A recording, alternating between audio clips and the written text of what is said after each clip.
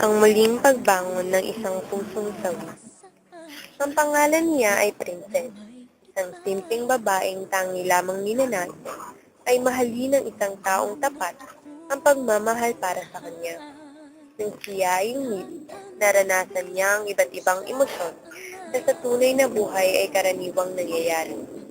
Naranasan niya maging masaya kapag kasama ang espesyal na tao sa kanyang buhay. Naranasan niya ring umiyak, magpuyos sa galit, mabigo, magpatawad, at muling umibig. Minsan, akala natin ay yaong taong kasama natin ay nga para sa atin. Ngunit hindi pala.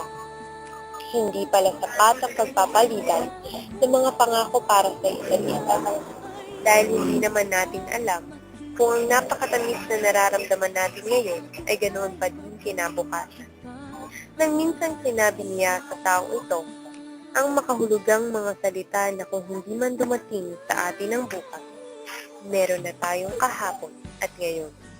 Tunay ngang hindi na dumating sa kanila ang bukas, ngunit gayon pa man, naintindihan niya ang mga salitang life coach.